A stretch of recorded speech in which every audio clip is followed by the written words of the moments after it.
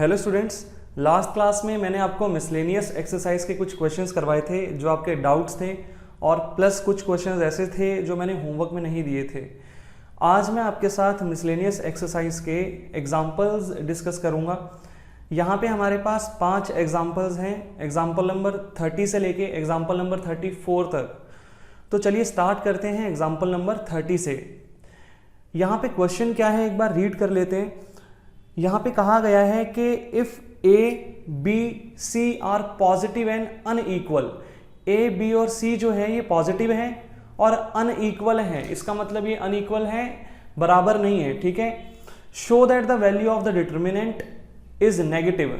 तो ये जो डिटर्मिनेंट हमें दिया गया है इसकी वैल्यू नेगेटिव है, हमें ये चीज शो करनी है, ठीक है, कि इस डिटर्मिनेंट का जो आंसर आएगा वो क्या आएगा, नेगेटिव आएगा। ये चीज हमें सॉल्व करके यहाँ पे दिखानी है। तो देखो भाई सॉल्यूशन कैसे होगा इस तरह के क्वेश्चन में। अब ये जो क्वेश्चंस मैं आपको करवा रहा हूं ये एज इट इज एग्जाम में आएंगे, इनमें डिजिट्स चेंज नहीं होंगी, इनमें जो क्वेश्चन आपको दिया गया है, जो अल्फाबेट्स यहाँ पे यूज किए गए हैं ये तक चेंज नहीं होंगे, ठीक है। ये एज इट इज आपको क्वेश्चन जो है पेपर में देखने को मिलेगा अगर पेपर में आएगा, ठीक है। तो मिसलेनियस एक्सरसाइज के जितने भी एग्जाम्पल्स हैं बहुत ज्यादा इंपॉर्टेंट है, पेपर में एज इट इज आते हैं। ये 4.2 एक्सरसाइज के क्वेश्चंस और एग्जांपल्स भी इसी तरीके से बहुत ज़्यादा इंपॉर्टेंट है। 4.6 एक्सरसाइज भी आपकी बहुत ज़्यादा इंपॉर्टेंट है, ठीक है। तो ये कुछ आपके एक्सरसाइजेज हैं जो बहुत ही ज़्यादा इंपॉर्टेंट है, 4.2, 4.6 and miscellaneous exercise with examples, ठीक है। तो आइए फोकस करते हैं भाई क्वेश्चन है क्या। तो यहाँ पे हमें एक डिटर्मिनेंट गिवन है।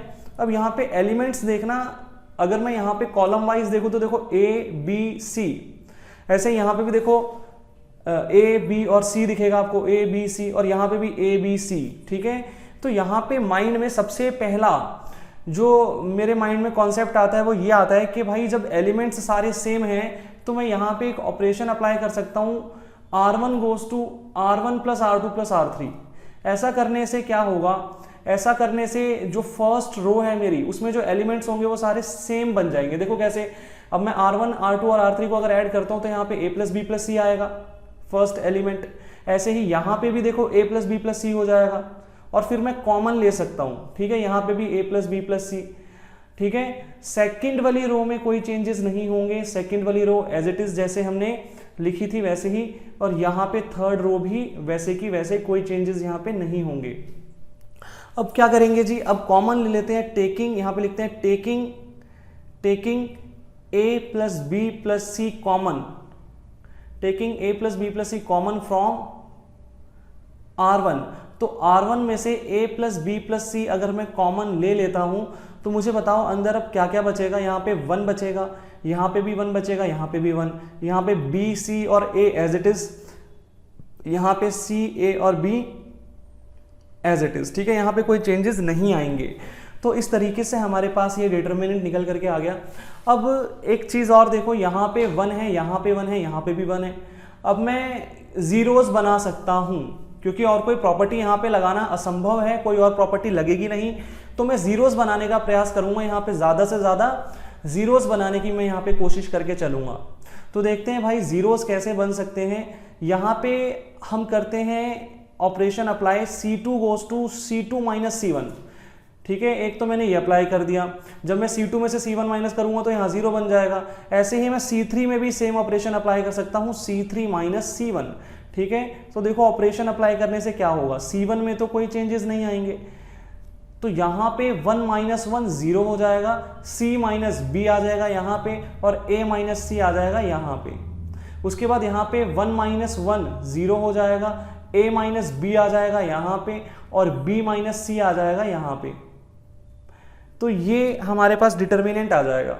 अब मैक्सिमम जीरोस बन चुके हैं तो आखिरी काम मेरा क्या होगा, एक्सपेंशन करना। तो अब मैं एक्सपेंशन के थ्रू इस क्वेश्चन को सॉल्व करूंगा। लिखते हैं यहाँ पे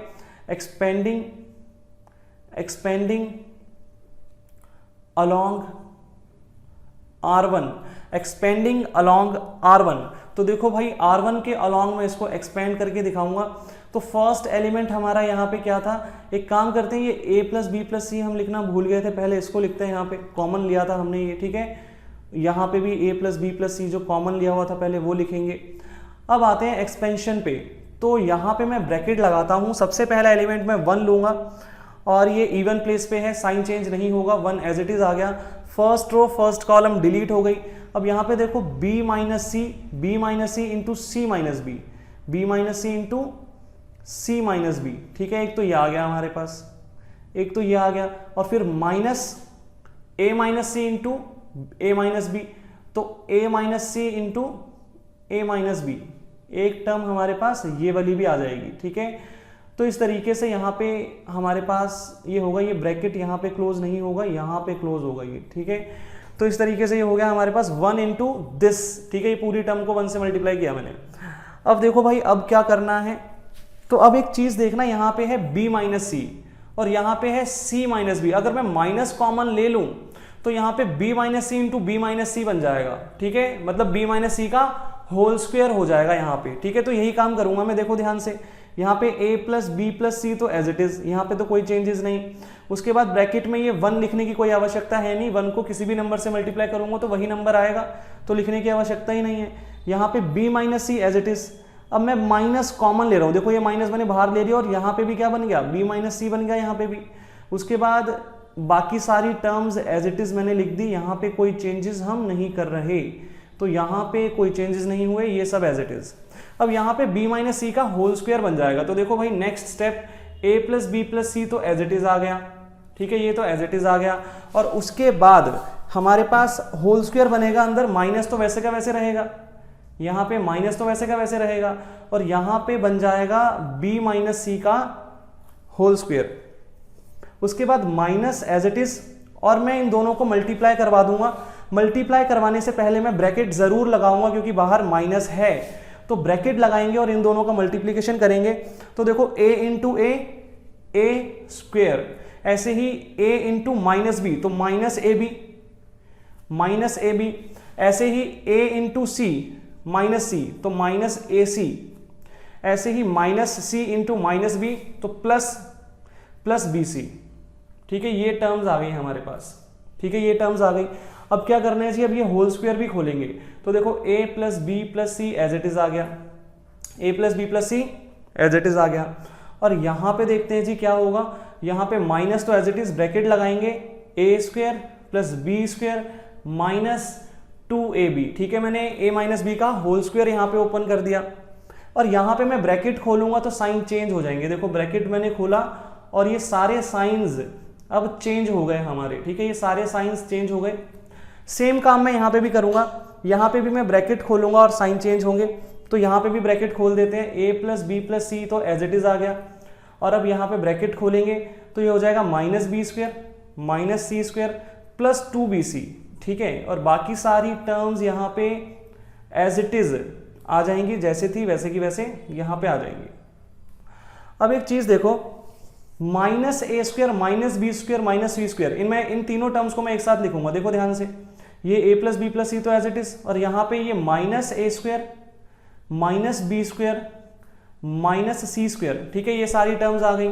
अब उसके बाद यहाँ पे आएगा प्लस ए बी प्लस ए सी, और प्लस 2bc में से माइनस करूंगा bc तो प्लस bc भी आएगा यहाँ पे, ठीक है। ये टर्म्स आ गई मेरे पास, ये वाली टर्म्स आ गई मेरे पास। अब एक चीज देखो, यहाँ पे मैं माइनस कॉमन लूंगा, देखो मैंने माइनस कॉमन ले लिया, माइनस कॉमन ले लिया तो अंदर क्या बचा, a plus B plus C तो एज इट इज, और ये सारे साइंस अब चेंज हो जाएंगे, मैंने माइनस कॉमन ले लिया इस पूरे वाले ब्रैकेट में से, तो यहाँ पे a square plus B square plus C square हो गया, ठीक है, sign change, minus A B minus A C minus B C हो गया, ठीक है। सारे के सारे साइन जो थे वो चेंज कर दिए गए हैं यहाँ पे। एक और काम मैं यहाँ पे करूंगा, अब मैं क्या करूंगा, ये जो ब्रैकेट के अंदर वाली जो टर्म्स हैं, ये वाली सारी टर्म्स, ठीक है, ये वाली सारी टर्म्स, इनको मैं 2 से मल्टीप्लाई कर दूंगा, इस पूरे ब्रैकेट को मैं 2 से मल्टीप्लाई करूंगा। उसका रीजन क्या है वो भी बताऊंगा आपको। पहले देखो, अगर मैं इस पूरे ब्रैकेट को 2 से मल्टीप्लाई करूंगा तो मुझे 2 से डिवाइड भी करना पड़ेगा पूरी टर्म को, तो यहाँ पे 2 से डिवाइड हो गई है पूरी टर्म, और अंदर यहाँ पे देखो 2 से मल्टीप्लीकेशन कर दूंगा सारी टर्म्स की, ठीक है, 2 से देखो मल्टीप्लीकेशन हो गई यहाँ पे, तो ये सारी की सारी टर्म्स मैंने 2 से मल्टीप्लाई की, इसीलिए मैंने बाहर जो है 2 से डिवीजन भी किया यहाँ पे। यहाँ तक की बात क्लियर है। अब देखो भाई ऐसा मैंने क्यों किया, ऐसा मैंने इसलिए किया क्योंकि अंदर मैं होल स्क्वायर बना सकता हूँ। कैसे बनेगा होल स्क्वायर, देखो बाहर वाली टर्म्स तो एज इट इज, ये वाली टर्म्स को मैं नहीं छेड़ रहा, ये एज इट इज है। अब अंदर देखना ध्यान से, यहाँ पे 2a स्क्वायर है, it means a square plus a square. मैं लिख सकता हूँ ना 2a स्क्वायर को a square plus a square, ऐसा लिख सकता हूँ ना, 2a square equals to a square plus a square लिख सकता हूँ मैं, दो बार तोड़ के इसको, ठीक है। अब देखो मैं यहाँ पे मुझे -2ab दे रखा है, -2ab, तो मैं a माइनस बी का होल स्क्वायर इसके थ्रू बना सकता हूँ। मैं क्या कर सकता हूँ, मैं यहाँ पे a स्क्वायर यहाँ से उठाया प्लस b स्क्वायर एक यहाँ से उठा लिया और ये -2ab मैंने यहाँ पे लिख दिया, ठीक है। ऐसा कर सकता हूँ ना, एक बार मैंने a स्क्वायर यहाँ से उठाया, b स्क्वायर यहाँ से उठाया और ये -2ab आ गया। ऐसे ही देखो मैं इस वाली टर्म को यूज करूंगा और a माइनस सी का होल स्क्वायर बनाऊंगा। देखो a स्क्वायर मैंने यहाँ से उठा लिया प्लस c स्क्वायर मैंने यहाँ से उठा लिया, ठीक है, ये भी 2 था, c स्क्वायर मैंने यहाँ से उठा लिया और -2ac यहाँ पे आ गया। ऐसे ही मैं यहाँ पे, ये भी 2 से मल्टीप्लाई था, तो यहाँ पे भी मैं जो है होल स्क्वायर बना सकता हूँ b माइनस सी का, ठीक है। तो एक b स्क्वायर यहाँ पे बचा हुआ था, तो एक b स्क्वायर मैंने यहाँ से उठा लिया प्लस एक c स्क्वायर यहाँ पे बचा हुआ था, तो ये वाला c स्क्वायर मैंने यहाँ से उठा लिया और -2bc यहाँ पे आ गया, ठीक है। अब देखो ये वाली जो टर्म है ये पूरी एक होल स्क्वायर बन गई, ये वाली पूरी टर्म भी एक होल स्क्वायर बन गई और ये वाली पूरी टर्म भी एक होल स्क्वायर बन गई। तो इधर देखते हैं ध्यान से, ये देखो ये सब कुछ वैसे का वैसे, और यहाँ पे ब्रैकेट में क्या हो जाएगा, a माइनस बी का whole square plus a minus C का होल स्क्वायर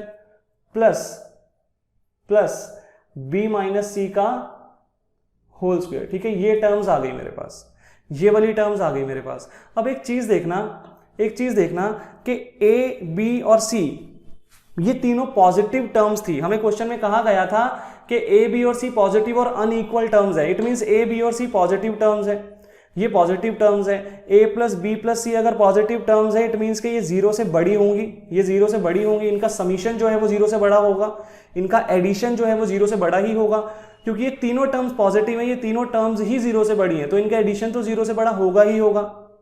दूसरी बात, ये वाली जो टर्म्स है, ये देखो ये होल स्क्वायर है, होल स्क्वायर, और स्क्वायर के अंदर वाली टर्म्स कभी भी नेगेटिव नहीं होती, तो इट मीन्स कि ये वाली जो टर्म्स हैं ये भी 0 से बड़ी होंगी, ठीक है। ये भी जो है ये भी क्या होंगी, ये वाली टर्म्स भी 0 से बड़ी ही होंगी ना, क्योंकि यहाँ पे होल स्क्वायर है, तो स्क्वायर के अंदर वाली टर्म्स जो है, स्क्वायर जब हो जाएगा इनका, तो चाहे नेगेटिव टर्म ही क्यों ना हो अंदर, वो पॉजिटिव ही आएगी, ठीक है जी। तो इट मीन्स कि ये वाली सारी टर्म्स भी हमारी पॉजिटिव हैं, तो ये भी पॉजिटिव टर्म है, ये वाली सारी टर्म्स भी पॉजिटिव हैं, लेकिन बाहर तो नेगेटिव का साइन लगा हुआ है, ठीक है। ये सब कुछ पॉजिटिव है लेकिन बाहर तो नेगेटिव का साइन लगा हुआ है, तो अल्टीमेटली जो आंसर आएगा वो नेगेटिव ही आएगा कि नहीं आएगा, नेगेटिव आएगा ना। तो हम लिख सकते हैं कि हेंस दिस डिटर्मिनेंट जो गिवन डिटर्मिनेंट था हमको, ये इक्वल टू क्या है, ये हम बोल सकते हैं कि दिस डिटर्मिनेंट इज नेगेटिव, ठीक है। इसका आंसर नेगेटिव आएगा क्योंकि ये सारी टर्म्स तो क्या है, पॉजिटिव ही है, हमने यहाँ पे लिख दिया कि ये सारी टर्म्स तो पॉजिटिव ही है, ठीक है, लेकिन बाहर नेगेटिव का साइन लगा हुआ है यहाँ पे, तो इसका मतलब क्या होगा यहाँ पे, इसका मतलब भाई जो एंड आंसर आएगा वो नेगेटिव ही आएगा। तो भाई ये था हमारा एग्जाम्पल नंबर 30। चलिए जी आगे बढ़ते हैं एग्जाम्पल 31 की तरफ। तो यहाँ पे हमें कहा गया है कि if A B C are in AP, A B C जो है वो अर्थमेटिक प्रोग्रेशन में है, एपी में है, find value of this determinant, हमें इस डिटर्मिनेंट की वैल्यू फाइंड आउट करके यहाँ पे दिखानी है। अब यहाँ पे सबसे पहले ये जो एपी वाली बात बोली है, इसको यहाँ पे देखना, ए बी और सी जो है ये एपी में है, ए बी और सी जो है ये एपी में है। इसका मतलब क्या है, इसका मतलब कि भाई जो बी है वो ए और सी का अर्थमेटिक मीन होगा, मैंने पहले भी आपको ये बात समझाई थी। इसका मतलब मैं लिख सकता हूं 2b equals to a plus C, ये लिख सकता हूं ना मैं। तो इसको मैं इस क्वेश्चन में यूज करूंगा, अभी मैं बताऊंगा ये चीज कहां पे यूज होगी, ठीक है। आगे देखते हैं भाई, आगे क्वेश्चन में मुझे ये कहा गया था कि मुझे इस डिटर्मिनेंट की वैल्यू फाइंड आउट करनी है, इस डिटर्मिनेंट की वैल्यू फाइंड आउट करनी है। अब यहाँ पे ना इस डिटर्मिनेंट को एनालाइज करना, यहाँ पे देखो जो फर्स्ट ये वाली टर्म है 2y प्लस 4 दी हुई है, next term 3y plus 5, next term 4y plus 6। अब एक चीज आप नोटिस करना, क्या ये कॉन्जिक्यूटिव टर्म्स नहीं लग रही आपको, मतलब 2y प्लस 4 फिर उससे नेक्स्ट मतलब उसमें ऐड कर दिया, 1 ऐड कर दिया, देखो इधर भी 1 ऐड किया, इधर भी 1 ऐड किया, 3y + 5, फिर उसमें फिर से दोबारा यहाँ पे और यहाँ पे 1 ऐड किया, 4y + 6। कॉन्जिक्यूटिव टाइप की टर्म्स है ना, ये एक के बाद एक आ रही है, ठीक है, 1 ऐड हो रहा है इसके अंदर। एक चीज देखना यहाँ पे, अगर मैं यहाँ पे ऐसे लिखता 2, 3 और 4, ठीक है, मैं एक कॉलम में इस तरीके से टर्म्स लिख देता, ठीक है, यहाँ पे कुछ और भी एलिमेंट्स होते, बट यहाँ पे मैं ये इस तरीके से टर्म्स लिखता 2, 3 और 4, तो क्या यहाँ पे मैं ऐसा वाला ऑपरेशन नहीं लगा सकता था, r1 goes to r1 + r2, r1 + r3 -2 × r2। देखो इस ऑपरेशन को लगाने से क्या होता, r1 की जगह क्या आता 2, r3 की जगह क्या आता 4, -2 × r2 की जगह क्या आता 3, तो 6 - 6 क्या बन जाता 0। बात समझ में आ रही है? तो जब भी आपको इस तरीके से कॉन्जिक्यूटिव टर्म्स दिखेंगी, कॉन्जिक्यूटिव टर्म्स, ठीक है, कॉलम के अंदर इस तरीके से आपको टर्म्स दिख रही हैं, ठीक है, एक एक ऐड हो रखा है उसके अंदर, ठीक है, तो आप क्या कर सकते हैं, आप ये ऑपरेशन लगा के जीरोस बना सकते हैं इजीली, ठीक है। तो एक काम करते हैं भाई, ये ऑपरेशन यहाँ पे अप्लाई करेंगे, r1 goes to r1 + r3, first और लास्ट को ऐड किया और -2 × r2, ठीक है। तो देखो ऐसा करने से क्या होगा, यहां पे करके दिखाता हूं मैं आपको। फर्स्ट टर्म देखो सबसे पहले क्या है 2y + 4, तो r1 की जगह आ गया 2y + 4, फिर प्लस r3 की जगह क्या आएगा 4y + 6 आएगा, ठीक है, और -2 × r2 की जगह क्या आएगा 3y + 5। इसको सॉल्व करते हैं, देखो यहाँ पे 2y + 4y 6y हो गया, 4 + 6 10 हो गया। अब माइनस यहाँ पे ब्रैकेट खुलेंगे, साइन चेंज होगा, ध्यान रखना, और मैं 2 को मल्टीप्लाई कर रहा हूं अंदर, तो -2 × 3y -6y -2 × +5, तो माइनस का 10 आएगा यहाँ पे, 10 से 10 कैंसिल हो गया, 6y से 6y कैंसिल हो गया, क्या बचा 0, तो ये फर्स्ट एलिमेंट तो 0 आ गया। ऐसे ही नेक्स्ट देखो, नेक्स्ट एलिमेंट में r1 की जगह 5y + 7 आएगा, r3 की जगह 7y + 9 आएगा, ठीक है, 5y + 7 7y + 9, और -2 × 6y + 8, ठीक है, तो इसको भी सॉल्व कर लेते हैं, 7y और 5y 12y हो गया, और यहाँ पे 9 + 7 9 + 7 कितना हो गया 16 हो गया, माइनस यहाँ पे हो गया 12y और माइनस यहाँ पे हो गया 16, तो 12y से 12y कैंसिल, 16 से 16 कैंसिल, क्या आ गया यहाँ पे भी 0 आ गया। थर्ड वाले में भी यही काम करते हैं, r1 की जगह 8y + a, r2 की जगह r3 की जगह सॉरी 10y + c, और -2 × r2 का एलिमेंट 9y + b। अब देखो यहाँ पे 8y + 10y 18y हो गया, और यहाँ पे a और c तो वैसे ही ऐड में आ जाएंगे, a + c एडिशन में आ जाएंगे ऐसे। यहाँ पे -18y - 2b, ठीक है, इस तरीके से एलिमेंट्स आ जाएंगे, -18y - 2b। अब एक चीज देखना, यहाँ पे 2b की जगह मैं लिख सकता हूँ a + c, लिख सकता हूँ कि नहीं, क्योंकि AP में थे ना a, b और c, तो 2b की जगह a + c लिख सकता हूँ मैं, तो 18y वैसे का वैसे, a + c वैसे का वैसे, -18y वैसे का वैसे, और -2b की जगह क्या आ जाएगा a + c। ब्रैकेट जरूर लगाना, ब्रैकेट खोलने के बाद साइन चेंज होंगे, तो 18y + a + c -18y - a - c, तो सारी टर्म्स आपस में कैंसिल हो गई, क्या आ गया 0 आ गया यहाँ पे भी। बाकी सारी टर्म्स एज इट इज, बाकी किसी भी टर्म में कोई चेंज नहीं आएगा, तो बाकी सब कुछ मैं एज इट इज लिख देता हूं, यहाँ पे एज इट इज लिख देते हैं। तो भाई देखो, जब किसी भी डिटर्मिनेंट के अंदर कोई एक पूरी की पूरी रो या कोई एक पूरा का पूरा कॉलम जो है वो 0 आ जाए, मतलब उसके सारे एलिमेंट्स 0 हो, तो उस डिटर्मिनेंट का आंसर भी 0 होता है, ठीक है। तो यहां पे हम लिख सकते हैं since all elements of r1 are 0, hence value of determinant equals to 0, ठीक है, जो इस डिटर्मिनेंट की वैल्यू है वो भी किसके इक्वल होगी 0 के इक्वल होगी, ठीक है। तो ये बात आपको समझ में आ रही है। तो भाई इस तरह का ऑपरेशन आपको कब लगाना है, जब आपको ऐसे कॉन्जिक्यूटिव टर्म दिखेंगी, ठीक है, 1 ऐड हो रखा होगा, 2y यहाँ पे 3y, यहाँ पे 4y, यहाँ पे 4 था, यहाँ पे 5 था, यहाँ पे 6 था, एडिशन हो रखा था 1 टर्म्स का, ठीक है। तो इस तरीके से आपको इस तरह के क्वेश्चंस को करना है। वैसे ऐसे क्वेश्चंस जो हैं पेपर में एज इट इज आते हैं, डिजिट्स भी चेंज नहीं होंगी, same to same ditto copy paste आपको पेपर में दिखेगा, ठीक है। तो आपको बस प्रैक्टिस करनी है। पेपर में most of the questions book से आते हैं, most of the questions, but फिर भी बच्चे नहीं कर पाते, फिर भी नहीं कर पाते। रीजन बीइंग के प्रैक्टिस नहीं करते, कोर्स थोड़ा ज्यादा है, आगे जो चैप्टर्स अभी आने वाले हैं बहुत ज्यादा क्वेश्चंस है हर चैप्टर में, तो बच्चे प्रैक्टिस ही नहीं करते क्योंकि इतने सारे क्वेश्चंस हो जाते हैं, तो सेल्फ प्रैक्टिस करना छोड़ देते हैं कि यार पढ़ तो लिया था, एक बार तो कर लिया था, आ ही गया होगा, ऐसा सोचते हैं और फिर बाद में वो चीज माइंड से स्किप हो जाती है और फिर प्रॉब्लम क्रिएट होती है एग्जाम के टाइम पे। ठीक है, तो आप ऐसा मत करना, आप साथ के साथ मल्टीपल टाइम प्रैक्टिस करना। मल्टीपल टाइम का मतलब ये होता है कि भाई जितना ज्यादा हो सके उतना प्रैक्टिस, कोई पर्टिकुलर नंबर्स नहीं है कि 5 बार करना 6 बार करना, आपके पास जितना टाइम है आपको पूरा का पूरा टाइम इन्वेस्ट करना पड़ेगा, तब जाके बात बनेगी। ठीक है, तो ये था हमारा एग्जाम्पल नंबर 31। चलिए जी आगे बढ़ते हैं एग्जाम्पल 32 की तरफ। और ये जो एग्जाम्पल है ये बहुत ही ज़्यादा इंपॉर्टेंट एग्जाम्पल है, तो इसको बहुत ज़्यादा ध्यान से देखना। ठीक है, बहुत ज़्यादा इंपॉर्टेंट एग्जाम्पल है। यहाँ पे हमें कहा गया है कि शो करना है हमको कि लेफ्ट हैंड साइड जो है ये राइट हैंड साइड के इक्वल है।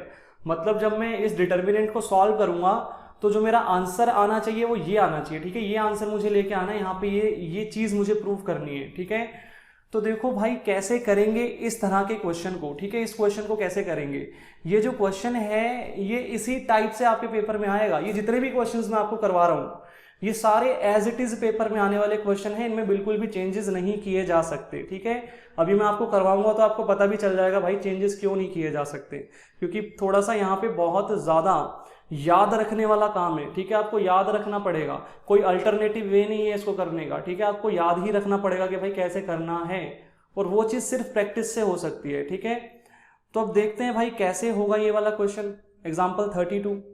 तो सबसे पहले देखो यहाँ पे जो डिटर्मिनेंट गिवन है इसमें एलिमेंट्स क्या क्या दिए गए हैं। एलिमेंट्स एक बार ऑब्जर्व कर लेते हैं भाई। यहाँ पे y प्लस जेड का होल स्क्वायर है, यहाँ पे एक्स वाई है और यहाँ पे जेड एक्स है। ठीक है, यहाँ पे भी x मल्टीप्लीकेशन में है, यहाँ पे भी है, यहाँ पे नहीं है। ऐसे ही अगले वाले रो में देखो X Y X plus Z का स्क्वायर और यहाँ पे वाई जेड। ठीक है, वाई जेड। अगले वाले में देखो, अगले वाले में एक्स जेड वाई जेड और x प्लस वाई का होल स्क्वायर। ठीक है, तो इस टाइप से हमें टर्म्स दी हुई हैं। यहाँ पे देखो सेकंड रो में यहाँ पे भी y मल्टीप्लीकेशन में था, यहाँ पे भी इसके साथ y नहीं था मल्टीप्लीकेशन में, यहाँ पे z मल्टीप्लीकेशन में, यहाँ पे भी इसके साथ z मल्टीप्लीकेशन में नहीं है। ठीक है, तो इस टाइप का एक ट्रेंड आपको दिखेगा। अब करना क्या है, मैं सबसे पहले R1 के एलिमेंट्स को x से मल्टीप्लाई करूंगा। ठीक है, x इंटू R1। ऐसे ही R2 के एलिमेंट्स जो हैं उनको y से मल्टीप्लाई करूंगा, y से मल्टीप्लाई करूंगा, और R3 के एलिमेंट्स जो हैं उनको z से मैं मल्टीप्लाई करूंगा। अब जब मैं ऐसा करूंगा तो मुझे इस पूरे डिटर्मिनेंट को x, y और z से डिवाइड भी तो करना पड़ेगा ना, समझा रखा है मैंने। तो देखो x से पहले मैं फर्स्ट रो को मल्टीप्लाई करूंगा तो ये हो जाएगा x into Y plus Z का होल स्क्वायर, यहाँ पे x स्क्वायर y हो जाएगा। ठीक है, यहाँ पे, और यहाँ पे z x स्क्वायर हो जाएगा। ठीक है, x से मल्टीप्लाई कर दिया फर्स्ट रो को, सेकेंड रो को y से मल्टीप्लाई करूंगा x y का स्क्वायर, उसके बाद y into x plus Z का होल स्क्वायर और यहाँ पे y स्क्वायर z। ठीक है, ये आ गया। ऐसे ही नेक्स्ट यहाँ पे देखो, नेक्स्ट क्या है यहाँ पे, नेक्स्ट यहाँ पे हमारे पास हमें z से मल्टीप्लाई करना है x z का स्क्वायर, यहाँ पे y z का स्क्वायर और यहाँ पे z into x plus Y का होल स्क्वायर। ठीक है, तो इस तरह से आपके पास टर्म्स यहाँ पे आ जाएंगी। ठीक है, इस तरह की टर्म्स आपके पास यहाँ पे आ जाएंगी। अब देखो भाई आगे क्या करना है, तो आगे देखो भाई, अब फर्स्ट कॉलम से x कॉमन आ जाएगा, सेकंड कॉलम से y कॉमन आ जाएगा, थर्ड कॉलम से z कॉमन आ जाएगा। तो देखो taking x y z common from C1 C2 and C3 respectively. तो C1 C2 और C3 में से x y z कॉमन ले लेंगे, x y z कॉमन ले लिया। कॉमन लेने के बाद अंदर देखते हैं, यहाँ पे क्या आएगा, यहाँ पे y प्लस जेड का होल स्क्वायर बचा, यहाँ पे y स्क्वायर और यहाँ पे z स्क्वायर। ठीक है, x कॉमन आ गया, यहाँ से y कॉमन आ जाएगा तो x स्क्वायर बचा, x प्लस जेड का होल स्क्वायर बचा और यहाँ पे z स्क्वायर बचेगा। यहाँ से हमारे पास जो है z कॉमन आएगा तो x स्क्वायर बचेगा, यहाँ पे हमारे पास y स्क्वायर बचेगा और यहाँ पे x प्लस वाई का होल स्क्वायर। ठीक है, तो x y और z देखो यहाँ पे बाहर कॉमन आ चुके हैं, x y और z कॉमन आ गए हैं और इस तरीके से हमारे पास टर्म्स बचेंगी यहाँ पे। अब ये एक्स वाई जेड तो कैंसिल हो जाएगा, ठीक है, तो ये वाली टर्म्स अंदर हमारे पास यहाँ पे बच जाएंगी। तो अब देखते हैं भाई आगे क्या करना है, इसके बाद क्या करना है हमको, ठीक है, इसके बाद क्या करना है। तो इसके बाद यहाँ पे मैं एक ऑपरेशन अप्लाई करूंगा, C2 पे एक ऑपरेशन अप्लाई करूंगा, C2 goes to C2 minus C1, and C3 पे भी एक ऑपरेशन अप्लाई करूंगा साइमल्टेनियसली C3 माइनस C1। तो देखो ऐसा करने से अब क्या होगा, C1 में तो कोई चेंज नहीं आएगा, C1 पे ऑपरेशन अप्लाई नहीं किया तो C1 के एलिमेंट्स तो एज इट इज, C2 पे देखो ऑपरेशन अप्लाई होगा C2 माइनस C1, तो यहाँ पे आ जाएगा X square minus Y plus Z का होल स्क्वायर, ठीक है, दिस माइनस दिस, ठीक है, तो C2 माइनस C1 हो गया। ऐसे यहाँ पे क्या आएगा, एक्स प्लस जेड का whole square minus Y square, this minus this, ठीक है, और यहाँ पे Z square minus Z square तो जीरो हो जाएगा, Z square minus Z square zero हो गया। ऐसे ही C3 माइनस C1 करेंगे तो X square minus this, X square minus Y plus Z का होल स्क्वायर, ऐसे ही Y square minus Y square तो जीरो हो जाएगा, और एक्स प्लस वाई का whole square minus Z square, X plus Y का whole square minus Z square, ठीक है, तो ये वाली टर्म्स हमारे पास आ जाएंगी इन दो ऑपरेशंस को अप्लाई करने के बाद। अब देखो भाई आगे क्या करना है, अब देखो आगे क्या करना है, तो आगे यहां पे देखना, मैं आपको रफली एक बात समझाता हूं। सबसे पहले हम सब ने ये फॉर्मूला पढ़ा हुआ है, A square minus B square equals to A plus B into A minus B, ठीक है, ये सब बचपन में हमने पढ़ा हुआ है। इसी फॉर्मूले का मैं यूज करूंगा यहाँ पे, इसी फॉर्मूले का मैं यूज करूंगा। सबसे पहले इस वाले एलिमेंट पे आना, ये वाला, ठीक है, ये वाला एलिमेंट, इसको मैं यहाँ पे नोट डाउन कर रहा हूँ, देखो ध्यान से, X square minus Y plus Z का होल स्क्वायर, ठीक है, मैंने नोट डाउन कर लिया इस वाले एलिमेंट को, ठीक है। अब देखना ध्यान से, क्या ये एलिमेंट आपको इस फॉर्म में दिख रहा है, A square minus B square की फॉर्म में दिख रहा है ना, देखो ए स्क्वायर माइनस ये पूरा बी है, ठीक है, वाई प्लस जेड को पूरा बी मान रहा हूं मैं यहाँ पे, तो ए स्क्वायर माइनस बी स्क्वायर की फॉर्म में है कि नहीं है, A square minus B square की फॉर्म में है, तो इसको मैं ए plus B into A minus B लिख सकता हूं।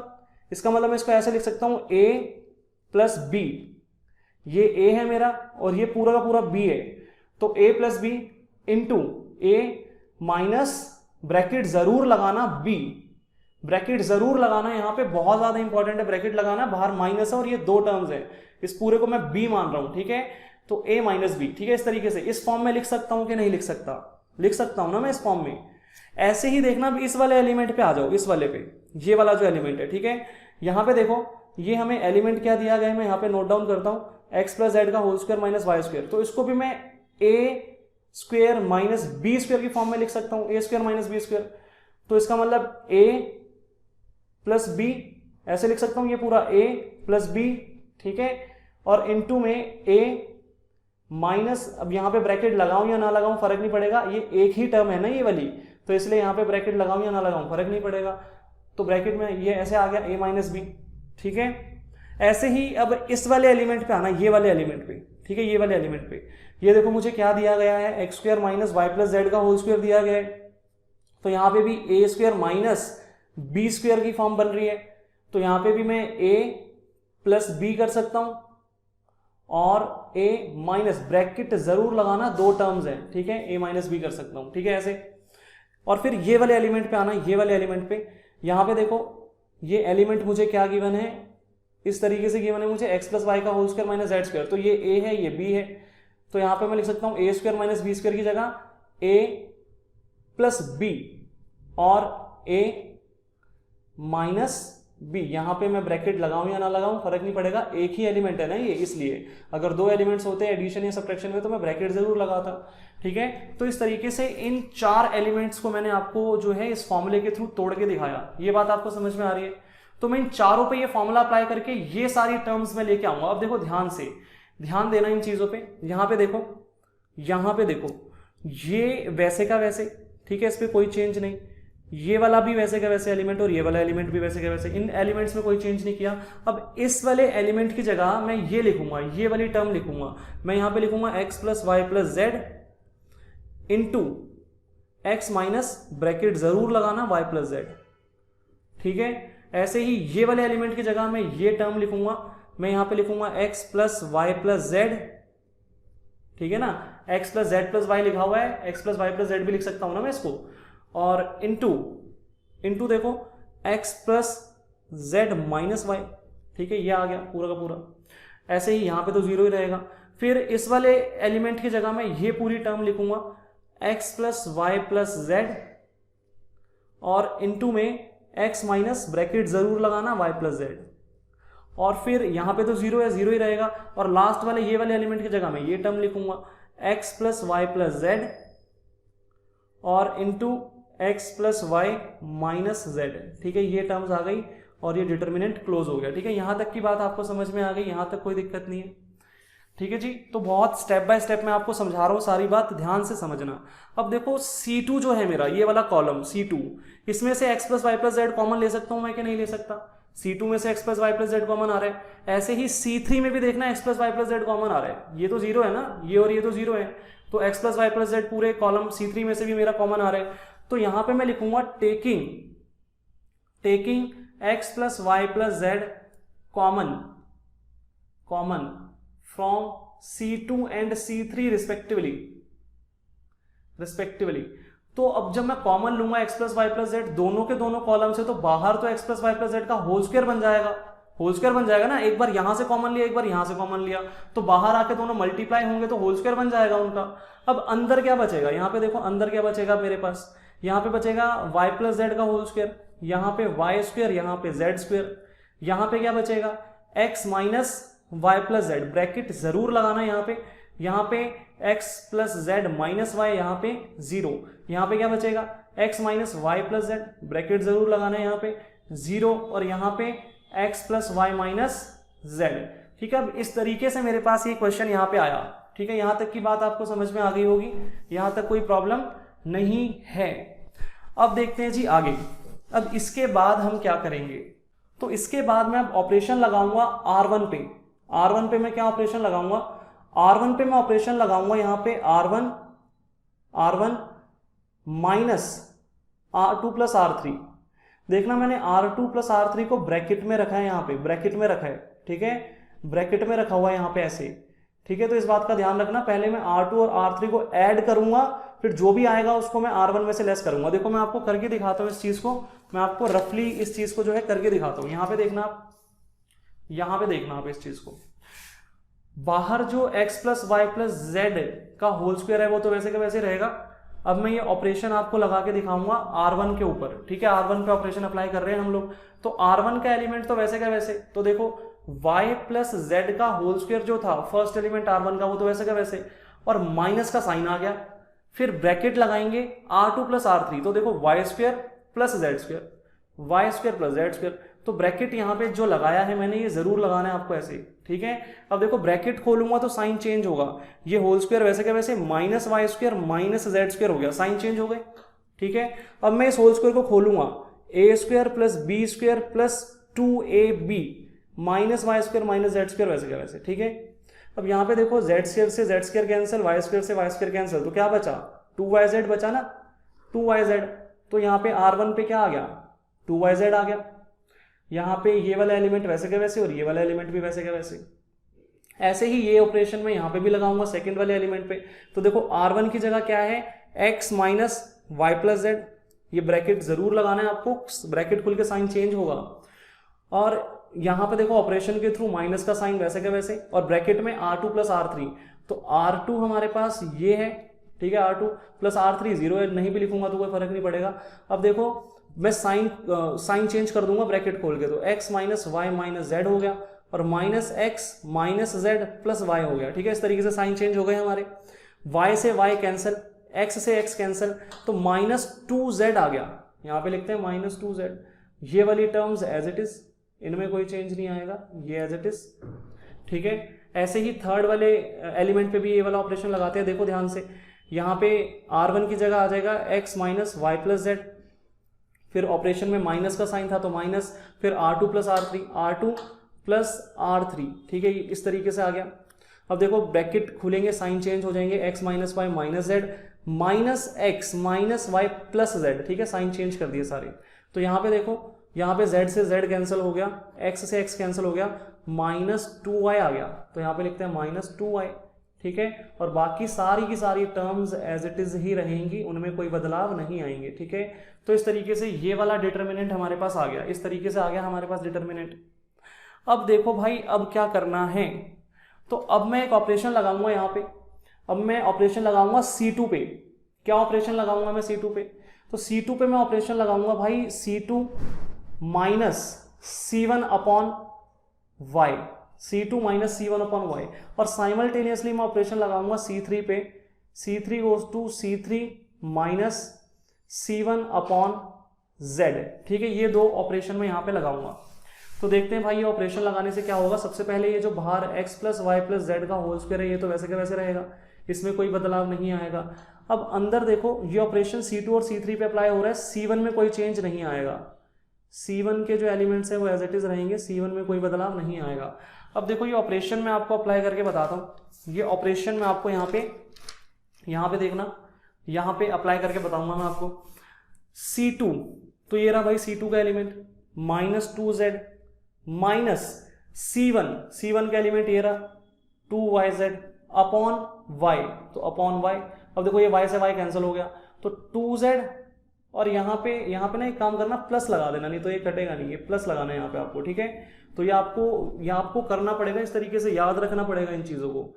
ये बहुत स्पेशल क्वेश्चन है, ठीक है, एक ही तरीका है करने का, इसके अलावा कोई अल्टरनेटिव वे नहीं है, और ये 6 नंबर में आएगा अगर आएगा तो। ठीक है, तो यहाँ पे बीच में प्लस का साइन लगाया मैंने ऑपरेशन में। ठीक है, ये अब बात ध्यान रखना। अब देखो यहाँ से y कैंसिल हुआ, तो माइनस 2z प्लस 2z आ गया, कैंसिल हो गया, क्या बचा? 0 बचा ना। तो 0 बनाने के लिए ऑपरेशन लगाया था मैंने, अब आपको समझ में आ गया होगा।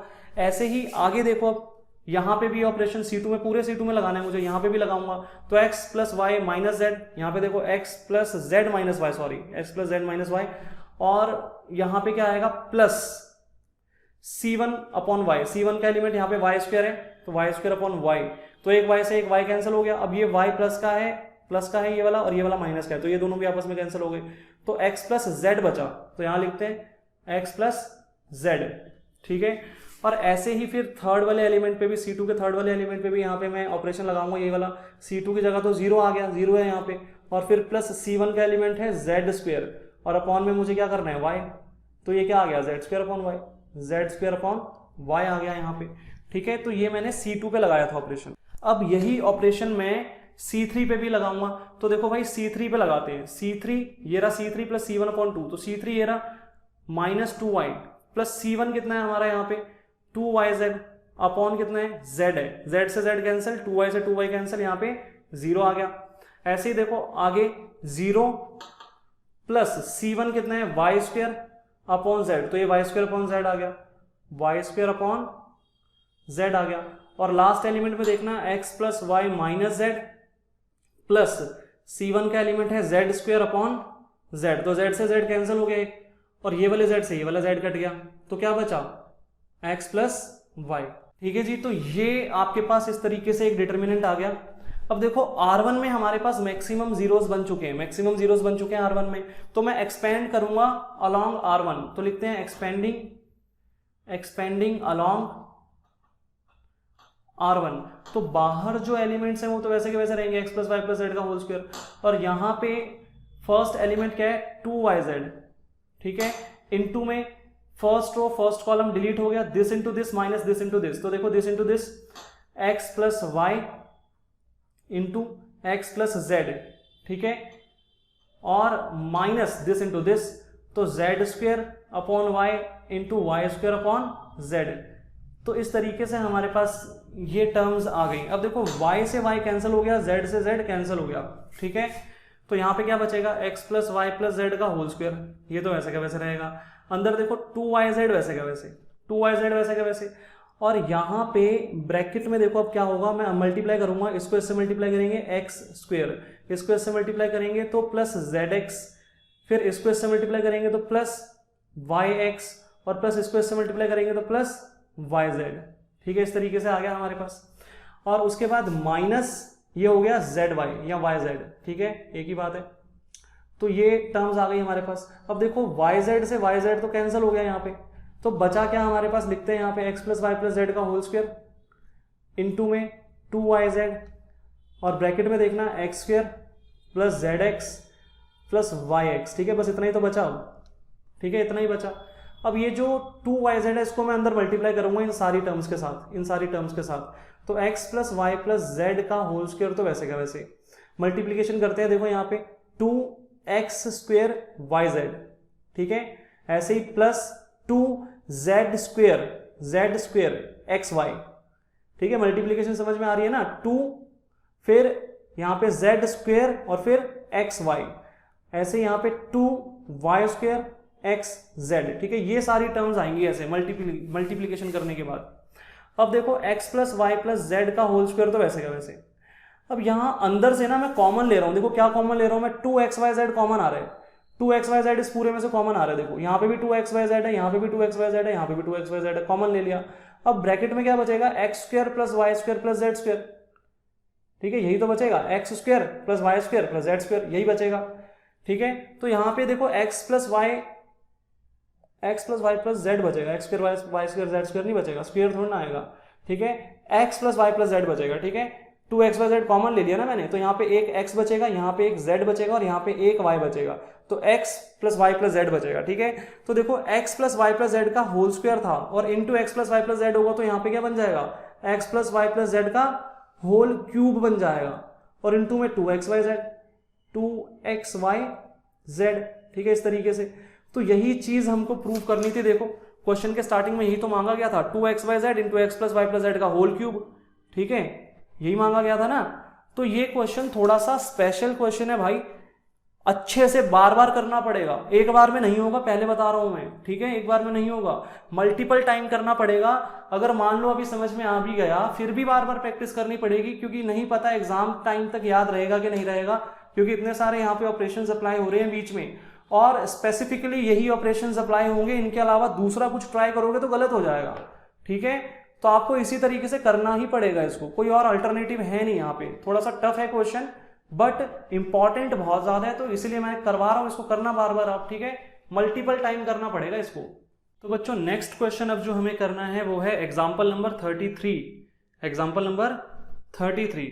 तो देखो भाई एग्जाम्पल 33 में हमें क्या दिया गया है, यहाँ पे हमें कहा गया है कि use the product of these two matrices to solve the system of equations, ठीक है, ये हमें सिस्टम ऑफ इक्वेशंस दी हुई है, इनको सॉल्व करने के लिए हमें इन दो मैट्रिसेस का जो है प्रोडक्ट यूज करना है। प्रोडक्ट माने मल्टीप्लीकेशन, प्रोडक्ट माने मल्टीप्लीकेशन।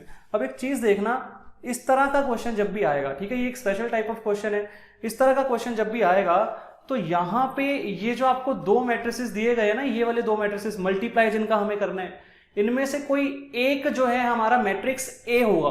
मैट्रिक्स ए क्या होता था हमारा, तो देखो ध्यान से यहां पे देखना, ये हमें सिस्टम ऑफ इक्वेशन गिवन है, यहां पे मैं मैट्रिक्स ए निकालता था, आपको याद होगा कैसे निकलता था, कोएफिशिएंट्स का मैट्रिक्स। तो देखो कोएफिशिएंट्स का मैट्रिक्स यहां पे मैं निकालता हूं, तो फर्स्ट रो में 1 -1 2 आएगा, सेकंड रो में यहां पे 0 2 और -3 आएगा, क्योंकि x तो था नहीं तो x के साथ वाला कोएफिशिएंट 0 होगा ना, यहाँ पे 0 2 और -3, ऐसे ही 3 -2 और 4।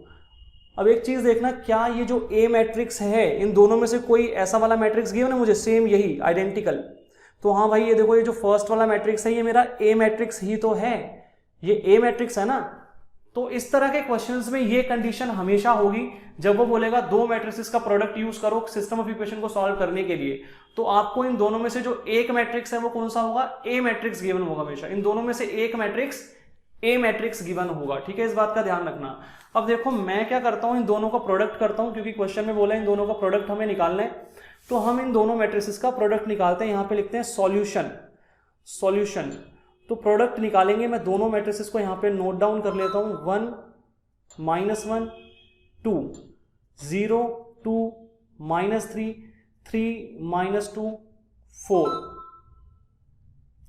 और यहां पे भी मैं नोट कर लेता हूं -2 0 1 9 2 -3 6 1 -2, ठीक है। मल्टीप्लिकेशन करते हैं इन दोनों मैट्रिसेस का, तो आइए यहां पे सबसे पहले 1 × -2 प्लस -1 × 9 -9 प्लस 2 × 6 12, ठीक है। ऐसे ही फिर फर्स्ट रो सेकंड कॉलम 1 × 0 0 -1 × 2 -2 और 2 × 1 +2, ऐसे ही फर्स्ट रो थर्ड कॉलम 1 × 1 1 फिर -1 इंटू -3 +3 और 2 इंटू -2 -4।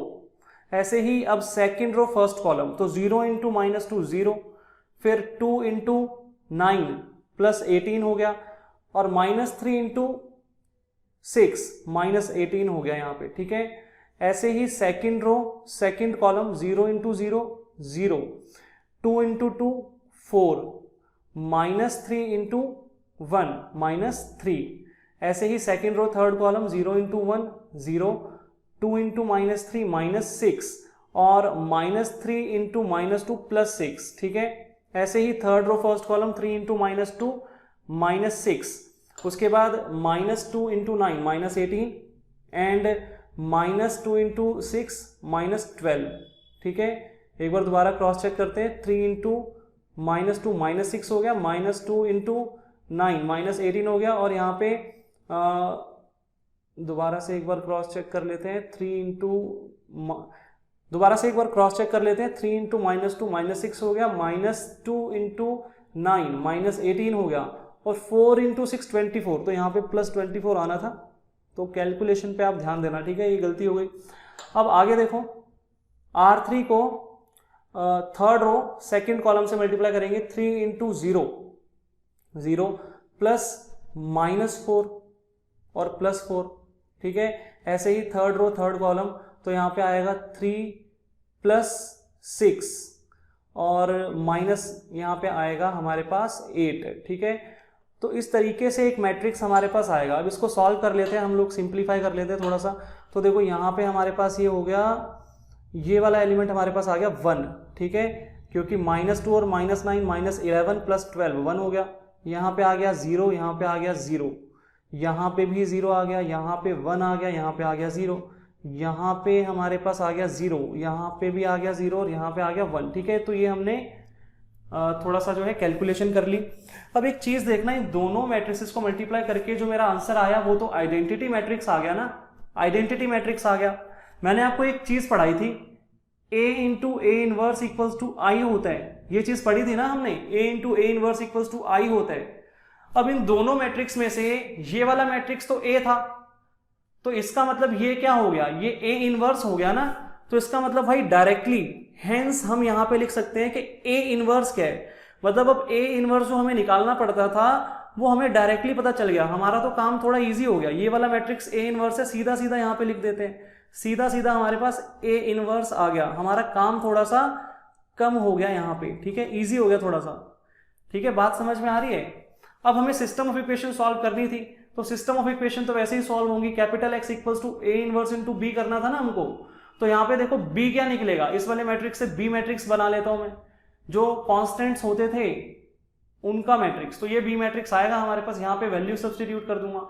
तो X इक्वल्स टू देखना हमारे पास A इनवर्स, यहाँ पे मैं सब्सटीट्यूट कर देता हूं, -2 9 6 0 2 1 1 -3 एंड -2, ठीक है। और साथ में यहाँ पे हमारे पास क्या आ जाएगा, यहाँ पे आ जाएगा हमारे पास B, ठीक है, 1 1 2।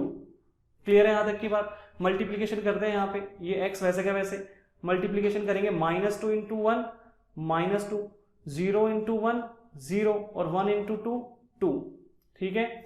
ऐसे ही आगे देखते हैं, आगे हमारे पास क्या आएगा, second row first column 9 into 1 9, तो उसके बाद आ गया यहाँ पे 2, और फिर आ गया -6, उसके बाद यहाँ पे 6 आया, यहाँ पे हमारे पास आएगा 1, और यहाँ पे आएगा -4, ठीक है। इस तरीके से हमारे पास ये एलिमेंट्स आ गए। तो x इक्वल्स टू क्या आएगा, 0 आएगा यहाँ पे आएगा 4, और यहाँ पे आएगा 7 - 4, तो 3 आएगा यहाँ पे, ठीक है, 0 4 एंड 3, तो यहाँ पे 5 होगा, ठीक है। कैलकुलेशन गलती कर दी, यहाँ पे 5 होगा, 0 5 एंड 3। तो भाई कैपिटल X की जगह XYZ आ जाएगा, XYZ, और यहाँ पे आ जाएगा 0 5 3। तो भाई x कितना आ गया 0, y कितना आ गया 5, z कितना आ गया 3, ठीक है। तो इस तरीके से, इस तरह का क्वेश्चन इस तरीके से सॉल्व होगा। तो अगर हमें दो मैट्रिसेस का मल्टीप्लिकेशन करके फिर हमें बोला गया हो कि आप सिस्टम ऑफ इक्वेशन सॉल्व कीजिए, तो ये हमारा मेथड होगा। इन दोनों में से कोई एक हमें a दे रखा होगा ऑलरेडी, और दूसरा वाला हमारा a इनवर्स आ जाएगा, ऐसे करके आएगा, ठीक है। ऐसे हम करके दिखाएंगे, दोनों के मल्टीप्लीकेशन से आई आना चाहिए। फिर हम लिखेंगे कि a इंटू ए इनवर्स आई होता है, हैंस ए इनवर्स हमारे पास ये आ गया। फिर हमने सिस्टम ऑफ इक्वेशन सॉल्व कर दिया इसको यूज करके, ठीक है। तो इस तरह का क्वेश्चन भी आ सकता है, इजी है बट बहुत इंपॉर्टेंट है, ठीक है। आसान तो बहुत है बट बहुत इंपॉर्टेंट भी है। तो चलिए जी आगे बढ़ते हैं एग्जाम्पल 34 की तरफ। एग्जाम्पल 34 में देखिए क्या करना है, हमें यहाँ पे कहा गया है कि प्रूव करो कि ये left hand side right hand side के इक्वल है। ये वाली जो लेफ्ट हैंड साइड है ये राइट हैंड साइड के इक्वल है, ठीक है। तो चलिए यहाँ पे सॉल्यूशन लिखते हैं इसका। सॉल्यूशन कैसे होगा ये, तो सबसे पहले मैं ये लेफ्ट हैंड साइड को यहाँ पे नोट कर लेता हूँ एक बार। क्या क्या हमें यहाँ पे दिया गया है, a plus B x, a x plus b, ठीक है। यहाँ पे u, यहाँ पे c प्लस डी एक्स, यहाँ पे सी एक्स प्लस डी, यहाँ पे v, p plus Q x, P x plus Q, यहाँ पे w, ठीक है। सबसे पहले हम यहाँ पे एक ऑपरेशन अप्लाई करते हैं। क्या ऑपरेशन अप्लाई करेंगे, r1 goes to r1 minus x into r2। अब देखो ऐसा करने से क्या होगा, ध्यान से देखना। यहाँ पे r1 मेरे पास है a प्लस बी एक्स, ठीक है, इस वाले एलिमेंट की बात कर रहा हूँ मैं। फिर माइनस x इंटू r2 क्या है, ए एक्स प्लस बी, तो यहाँ पे ए एक्स प्लस बी आ जाएगा। अब देखो इसको सॉल्व करेंगे, a plus B X minus A X square minus B X, ठीक है, यही आएगा ना। तो बी एक्स से बी एक्स कैंसिल हो जाएगा, क्या आएगा, a minus A X square, a common आ जाएगा तो 1 माइनस एक्स स्क्वेयर, ठीक है, ये आ जाएगा हमारे पास। तो यहाँ पे फर्स्ट टर्म तो आ गई a into 1 minus X square, ठीक है। ऐसे ही देखो सेकेंड वाली टर्म पे लगाते हैं यही वाला ऑपरेशन। यहाँ पे देखो c plus D X minus X into C X plus D, तो मल्टीप्लीकेशन करेंगे c प्लस डी एक्स वैसे के वैसे minus C X square minus D X, D X से डी एक्स कैंसिल हो गया, c कॉमन लेते हैं 1 माइनस एक्स स्क्वेयर, तो c into 1 minus X square आ गया। ऐसे ही लास्ट वाले में देखो p plus Q X minus X into P x plus Q, ठीक है।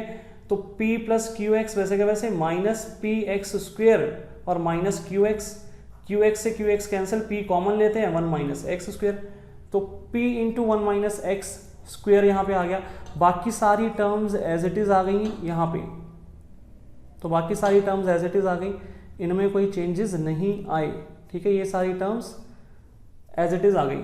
अब मैं कॉमन ले लूंगा 1 माइनस एक्स स्क्वेयर r1 में से, ठीक है, taking 1 minus X square common from r1। तो देखो 1 माइनस एक्स स्क्वेयर कॉमन आने के बाद अब अंदर क्या बचेगा, अंदर a c p बचेगा। यहाँ पे ए एक्स प्लस बी, यहाँ पे सी एक्स प्लस डी, यहाँ पे पी एक्स प्लस क्यू बचा, यहाँ पे u v w बचेगा, ठीक है। इस तरीके से टर्म्स आ जाएंगी। अब देखो लगभग हमारा आंसर आ चुका है, बस ये r2 जो है ये मैच नहीं कर रहा, तो यहाँ पे एक ऑपरेशन और लगाना पड़ेगा r2 में चेंज लाने के लिए। r2 में चेंज लाने के लिए यहाँ पे मैं क्या करूँगा, r2 minus X into r1, ठीक है। तो देखो ऐसा करने से क्या होगा, ऐसा करने से यहाँ पे देखो r1 में तो कोई चेंज नहीं आने वाला, r1 as it is. r2 में देखो क्या बदलाव आएगा, r2 minus x into r1, ठीक है। दोबारा देख लो यहाँ पे r2 minus X into r1, तो ax हो जाएगा ये, ठीक है, ax हो जाएगा ये, ठीक है, ये प्लस था। तो r2 minus X into r1, तो ax से x कैंसिल हो जाएगा, यहाँ पे b आ जाएगा। ऐसे यहाँ पे भी देखो r2 सी एक्स प्लस डी है माइनस सी एक्स, ठीक है, तो ये d आ जाएगा। और यहाँ पे इसी तरीके से पी एक्स प्लस क्यू है माइनस पी एक्स हो जाएगा, तो q बचेगा, ठीक है। ये u v और w वैसे क्या वैसे, तो सॉल्व हो गया, ठीक है, आंसर मैच कर गया हमारा, हैंस प्रूव्ड, ठीक है। प्रूव करना था हमको तो प्रूव हो गया। तो ये थे हमारे 5 एग्जाम्पल्स मिसलेनियस एक्सरसाइज के, ठीक है। बहुत ज़्यादा इंपॉर्टेंट थे ये वाले सारे एग्जाम्पल्स, और इनको करने का अल्टरनेटिव वे भी नहीं है कोई, ठीक है। इनको करने का कोई अल्टरनेटिव वे भी नहीं है, इनको अच्छे से प्रैक्टिस करना, बार बार प्रैक्टिस करना। एज इट इज पेपर में छपते हैं, बिल्कुल भी चेंज नहीं होता, ठीक है। जैसे बुक में दिया गया है क्वेश्चन, बिल्कुल ऐसे ही छपेगा पेपर के अंदर, ठीक है। तो आपको पूरा फोकस करना है भाई इन क्वेश्चंस के ऊपर। हालांकि इस पूरे चैप्टर के ऊपर आपको पूरा फोकस करना है, पूरा चैप्टर यहाँ पे खासकर जो 4.2 विद एग्जांपल्स, 4.6 विद एग्जांपल्स और मिसलेनियस विद एग्जांपल, ठीक है, इन 3 एक्सरसाइज पे तो आपको बहुत ज़्यादा फोकस करना है, ठीक है, बहुत ही ज़्यादा। तो यहाँ पे हम अपना ये चैप्टर नंबर 4 कंक्लूड करते हैं। चैप्टर नंबर 4 हमारा कंप्लीट हो चुका है। बुक के सारे क्वेश्चंस हमारे हो गए हैं। मिसलेनियस एक्सरसाइज का बस एक 19th क्वेश्चन बचा है, जो कि मैं फर्स्ट चैप्टर के साथ आपको करवाऊंगा। उसके अलावा बाकी सारे क्वेश्चंस हमारे कंप्लीट हो चुके हैं।